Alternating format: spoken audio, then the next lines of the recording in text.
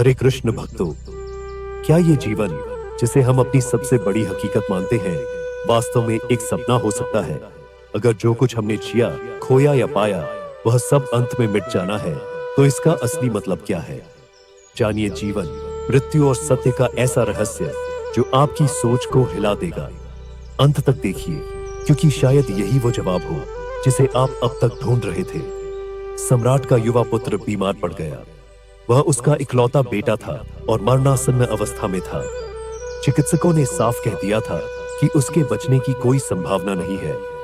उन्होंने कहा था कि उस रात ही उसका जीवन समाप्त हो जाएगा। सम्राट रात भर जागकर अपने पुत्र के पास बैठा रहा। सुबह होते होते लगभग 4 बजे सम्राट को झपकी लग गई। वह अपनी कुर्सी पर बैठे बैठे ही सो गया। जैसे ही उसने आंखें मूंदी, वह सब कुछ भूल गया। अपने बीमार पुत्र को, जो खाट पर लेटा था, उस महल को जिसमें वह बैठा था, और उस विशाल राज्य को जिसका वह स्वामी था।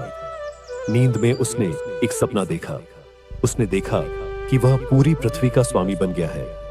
उसके 12 पुत्र हैं जो अत्यंत सुंदर हैं। उनकी काया स्वर्ण के समान चमकदार है। वे सभी स्वस्थ और बुद्धिमान हैं। वह सारी पृथ्वी पर शासन कर रहा है। उसके पास स्वर्ण के महल हैं, जिनकी सीढ़ियां हीरे जवाहरात से जड़ी हुई हैं। वह असीम आनंद में है। इसी दौरान वास्तविकता में उसके बीमार पुत्र ने अंतिम सांस ली। उसकी पत्नी ने छाती पीट पीट कर विलाप करना शुरू कर दिया। पत्नी के रोने की आवाज से सम्राट की नींद खुल गई। उसने आंखें खोली तो पाया कि वह सपना टूट चुका है। स्वर्ण महल गायब हो चुके थे। 12 पुत्र भी लुप्त हो गए थे। वह चक्रवर्ती राज्य भी समाप्त हो गया था। उसने देखा कि सामने खाट पर उसका बेटा मृत पड़ा है और उसकी पत्नी रो रही है, लेकिन सम्राट की आंखों में आंसू नहीं आए। इसके विपरीत उसके होठों पर मुस्कान आ गई। यह देखकर उसकी पत्नी ने कहा, क्या तुम्हारा मन विक्षिप्त हो गया है? क्या तुम पागल हो गए हो? तुम्हारा बेटा मर गया है और तुम हंस रहे हो। सम्राट कहने लगा, मुझे हंसी किसी और बात से आ रही है। मैं इस चिंता में पड़ गया हूं कि किन बेटों के लिए रोऊं। अभी अभी मेरे 12 बेटे थे, स्वर्ण के महल थे और एक बड़ा राज्य था। तू रोई, मेरे साथ वह राज्य छिन गया, वे बेटे छिन गए। अब जब मैं आंखें खोलता हूं तो वे सब खो गए हैं। ये बेटा जो बीमार पड़ा था, जब तक आंखें बंद थीं, खो गया था। मुझे याद भी नहीं था कि मेरा कोई बेटा है, और जब तक वे 12 बेटे मेरे थे, इस बेटे की कोई याद नहीं थी। अब जब यह बेटा दिखाई पड़ रहा है तो वे 12 बेटे खो गए। अब मैं सोचता हूं कि मैं किसके लिए रोऊं? उन 12 बेटों के लिए, उन स्वर्ण महलों के लिए, उस बड़े राज्य के लिए, या इस एक बेटे के लिए? और मुझे हंसी इसलिए आ गई है कि कहीं दोनों ही सपने तो नहीं हैं। एक आंख बंद का सपना और एक आंख खुले का सपना। क्योंकि जब तक आंखें बंद थीं, इस बेटे को भूल गया था, और जब आंखें खुली तो वह जो आंख बंद में दिखाई पड़ा था वह चला गया। एक सपना है जो हम आंख बंद करके देखते हैं, और एक सपना है जो हम आंख खोलकर देखते हैं, लेकिन शायद दोनों ही सपने हैं। चीन में एक फकीर को सदा हंसते ही देखा गया। कभी उसे उदास नहीं देखा गया, लेकिन एक दिन सुबह वह उदास बैठा था। झोपड़ी के बाहर उसके मित्र और परिचित आए और पूछने लगे, तुम्हें कभी उदास नहीं देखा? चाहे आसमान में कितनी ही घनघोर अंधेरी छाई हो या जीवन में कितने ही दुखदाई बादल आए हों, तुम्हारे चेहरे पर सदा मुस्कुराहट देखी है। आज तुम उदास क्यों हो? चिंतित क्यों हो? फकीर कहने लगा, आज सचमुच में ऐसी उलझन में पड़ गया हूं जिसका कोई हल सूझ नहीं रहा। लोगों ने कहा, हम तो अपनी समस्याएं लेकर आते हैं और तुम हर समस्या का समाधान निकाल देते हो। अब तुम्हें कौन सी समस्या आ गई है? फकीर ने कहा, बताऊंगा जरूर, लेकिन शायद तुम भी इसका हल न निकाल सको। मैं सोचता हूं कि शायद इस पूरे जीवन में भी इसका हल नहीं हो सके। उसने बताया, रात मैंने एक सपना देखा। सपने में मैंने देखा कि मैं एक बगीचे में तितली बन गया हूं, फूलों पर उड़ता फिर रहा हूं, अत्यंत आनंद में। लोगों ने कहा, इसमें कौन सी बड़ी बात है? आदमी सपने में कुछ भी हो सकता है। फकीर ने कहा, मामला यही होता तो ठीक था, लेकिन जब मैं जागा तो मेरे मन में एक प्रश्न पैदा हो गया। अगर यह फकीर सपने में तितली बन सकता है, तो कहीं ऐसा तो नहीं कि तितली सो गई हो और सपना देख रही हो कि वह फकीर बन गई है। अब मैं यह तय नहीं कर पा रहा हूँ कि मैं तितली हूँ जो सपना देख रही है कि वह फकीर बन गई है, या मैं आदमी हूँ जिसने सपना देखा कि वह तितली बन गया। ये कौन तय करेगा? शायद यह कभी तय नहीं हो सकेगा। फकीर ठीक कहता है। जो हम बाहर देखते हैं वह भी एक खुली आंख का सपना तो नहीं है, क्योंकि आंखें बंद होते ही वह मिट जाता है, खो जाता है, विलीन हो जाता है।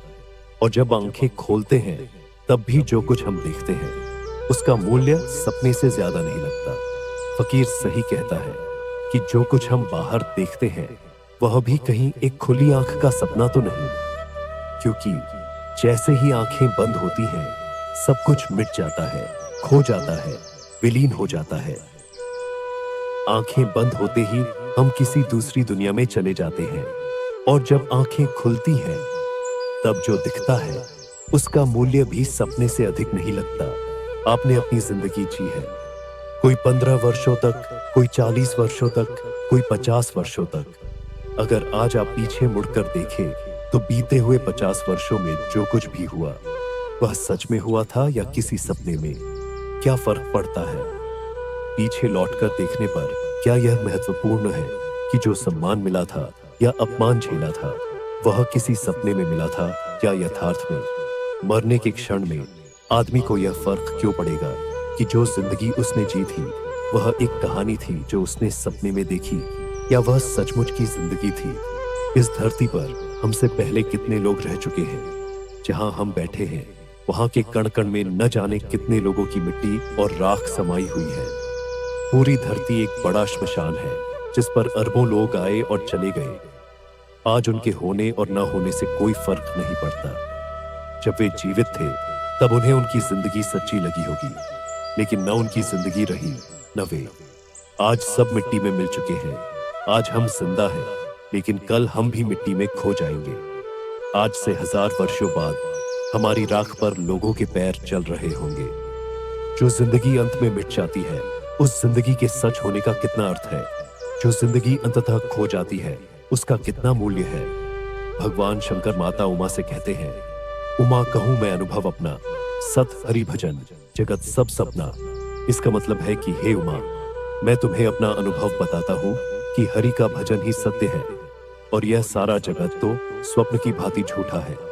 जैसे नींद में सपना देखने पर हम उस सपने की स्थिति के अनुसार सुख दुख का अनुभव करते हैं, लेकिन जागने पर वह अनुभव समाप्त हो जाता है। ठीक वैसे ही जब हम भगवान के नाम के जाप के महत्व को समझते हैं तो इस संसार के अस्थायी और स्वप्नवत स्वरूप का भान होता है। इससे मन उस आनंद की ओर बढ़ता है जो शाश्वत है और जिसका कभी अंत नहीं होता। इस जगत की क्षण भंगुरता का एहसास हमें कभी कभी अवश्य होता है, लेकिन हम इसे लंबे समय तक स्वीकार नहीं करते और वास्तविकता से मुंह मोड़ लेते हैं। हिंदी के प्रसिद्ध कवि जयशंकर प्रसाद का कथन है, श्मशान संसार का सबसे बड़ा शिक्षक है। यह वही स्थान है जो हमें जीवन के वास्तविक सत्य से परिचित कराता है। फिर भी हम इसे अनदेखा करके इस मृग तृष्णा जैसे संसार में उलझ जाते हैं। जीवन में सबसे बड़ा भय मृत्यु का होता है। यदि इस भय से मुक्त होना है तो हमें अपने वास्तविक स्वरूप को पहचानना होगा। सत्य की ओर उन्मुख होकर अपने भीतर के परम आनंद का अनुभव ही इस भय से छुटकारा दिला सकता है। राधे राधे। अगर आपको यह वीडियो पसंद आया हो और इसमें दी गई जानकारी ने आपके दिल को छुआ हो तो इसे लाइक करना न भूलें। ऐसी और प्रेरणादायक और ज्ञानवर्धक कहानियों को देखने के लिए हमारे चैनल को सब्सक्राइब करें और बेल आइकन दबाएं, ताकि हर नई वीडियो की सूचना आपको सबसे पहले मिले। आपके एक शेयर से यह कहानी और इसके संदेश लाखों लोगों तक पहुंच सकता है, तो इसे अपने दोस्तों और परिवार के साथ जरूर शेयर करें और अपने सुझाव और विचार हमें कमेंट सेक्शन में बताएं। आपके समर्थन से हमें और बेहतर कंटेंट लाने की प्रेरणा मिलती है। धन्यवाद और जुड़े रहिए हमारे साथ।